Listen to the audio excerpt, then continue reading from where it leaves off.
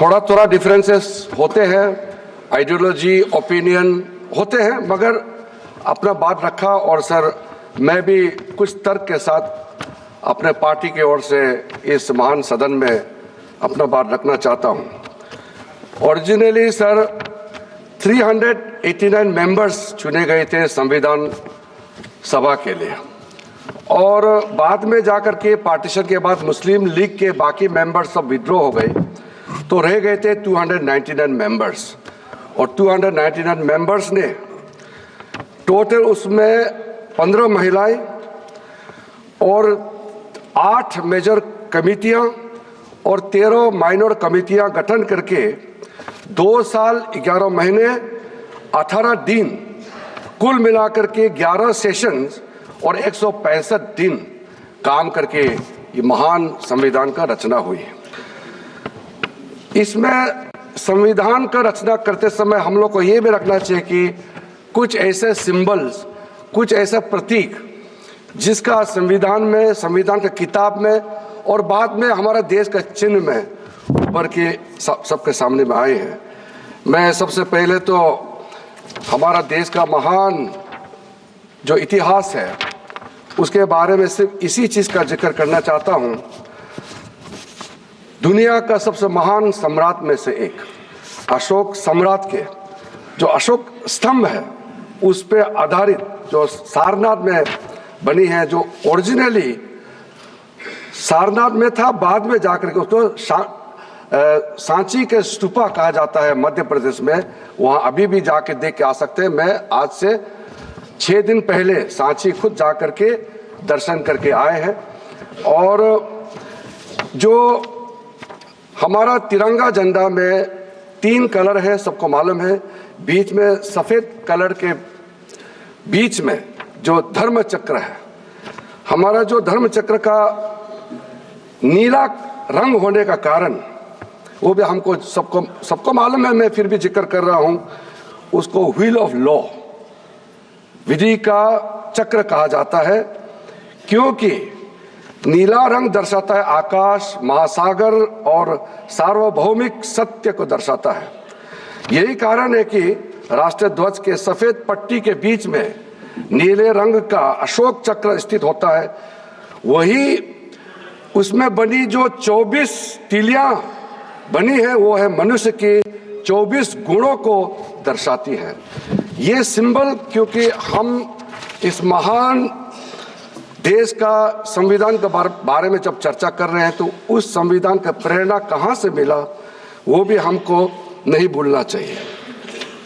बाबा साहब भीमराव अंबेडकर एक जो लोकतंत्र के बारे में बात करते करते उन्होंने कई बातें कही। एक कोट मैं आपके सामने में पेश करना चाहता हूं।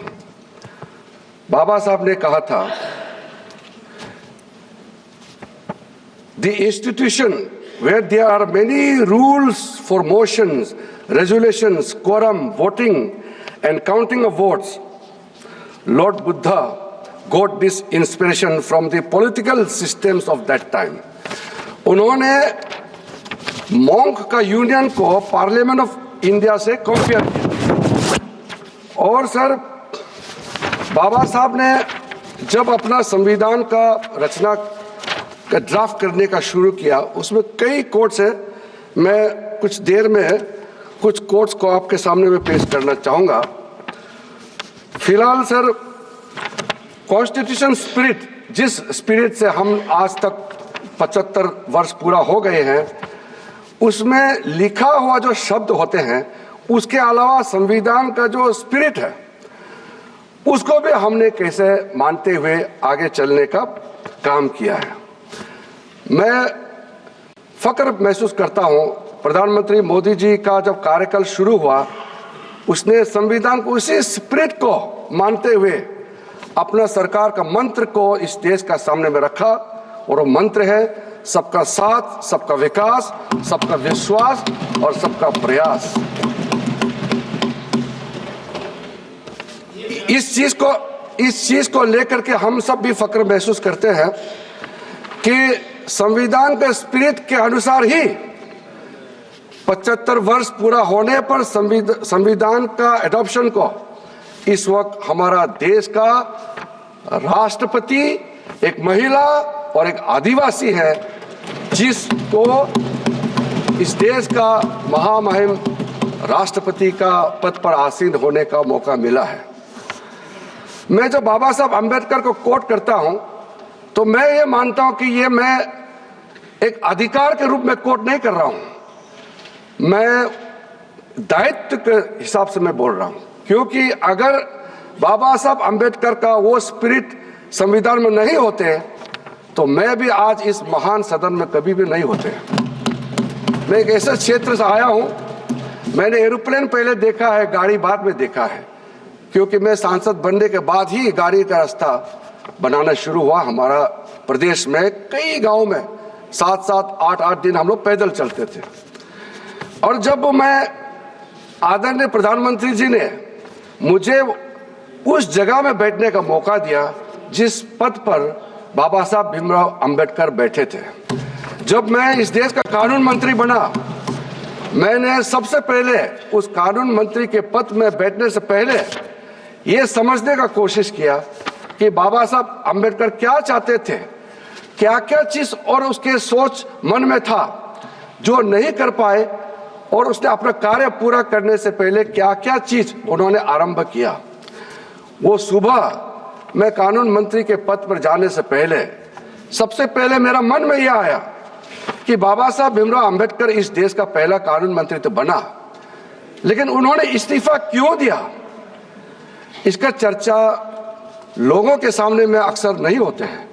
जब कोई इंसान किसी पद से इस्तीफा देते हैं उसका बड़ा कारण होता है, वो भी बाबा साहब भीमराव अंबेडकर जैसे, जिन्होंने महान संविधान का रचना किया।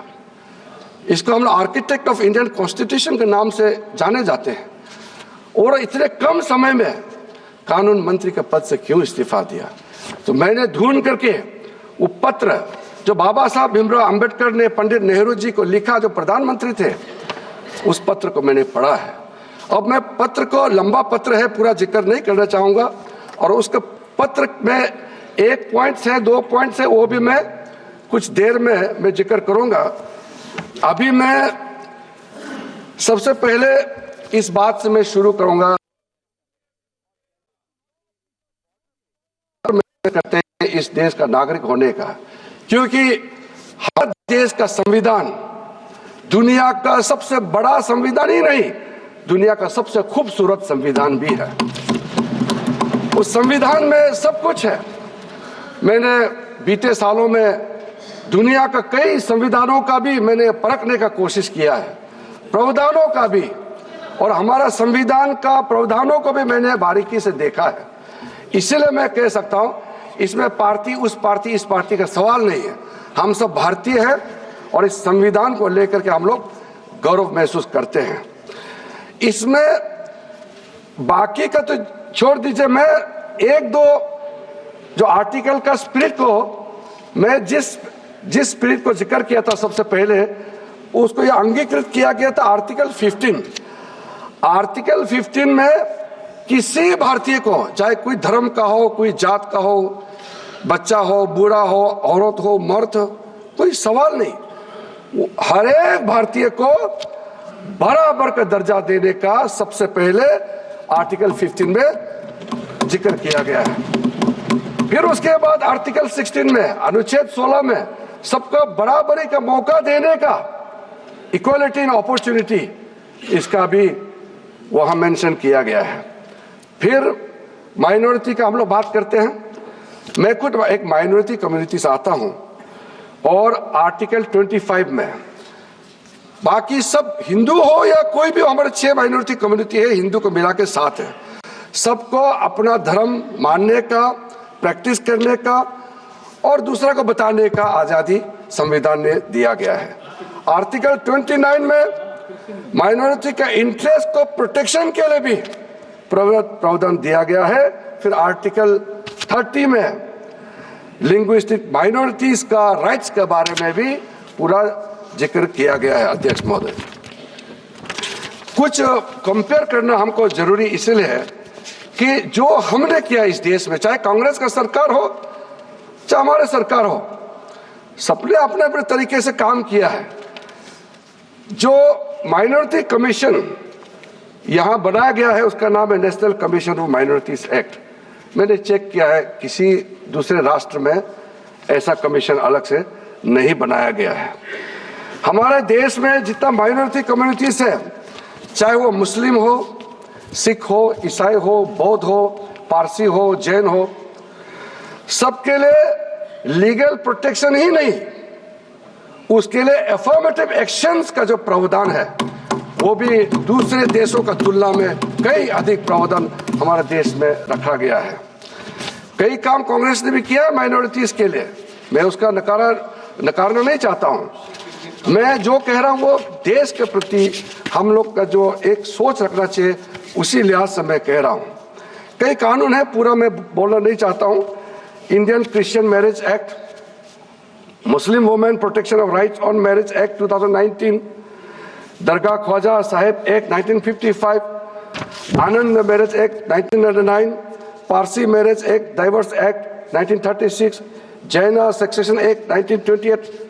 इस तरह का स्पेसिफिक माइनॉरिटीज के लिए कानून हमारा देश में बनाया हुआ है। आज मैं जिस मंत्रालय को देख रहा हूं, अल्पसंख्यक मंत्रालय के माध्यम से 6 माइनॉरिटी कम्युनिटीज के लिए कई स्कीम चल रहे हैं। स्कीम का नाम यहां जिक्र करने का जरूरत नहीं है, जब क्वेश्चन आंसर या चर्चा आएगा तो हम जरूर विस्तार से बताएंगे। कई ऐसे स्कीम है, मैं खुद अभी जब संसद नहीं चलता है तो जगह जगह जा करके हर एक माइनॉरिटी कम्युनिटी के लोगों से मैं मिलता हूं और पूछता हूं आपके लिए जो प्रावधान भारत सरकार ने किया है कितना लाभ आपको मिला है, अगर नहीं मिला है तो हमको क्या करना चाहिए, हम सुझाव भी लेते हैं। साथ साथ सर मैं एक चीज को बहुत गंभीरता से कहना चाहता हूं। हम सब मानते हैं कि हमारा संविधान खूबसूरत है, बहुत अच्छा है और हम गौरव भी करते हैं, 75 साल पूरा भी हो गए हैं। लेकिन कुछ चीजें हैं जिसको बोलते समय और लोगों के सामने में दर्शाते समय हमको ध्यान रखना चाहिए। ऐसा तो ना हो कि हम जो बोल रहे हैं, हम जो कर रहे हैं, उससे हमारा देश का छवि दुनिया के सामने में कहीं कम तो नहीं हो रहा है क्या?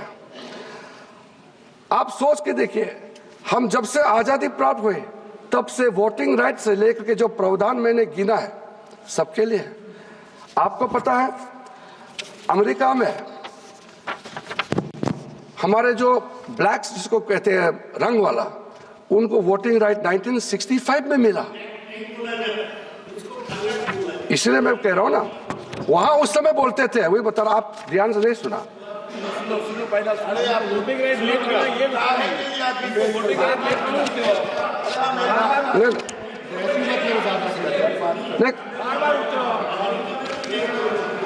हिस्ट्री नहीं पढ़ा सर नहीं, थोड़ा थोड़ा तो चलता है, मगर ये बहुत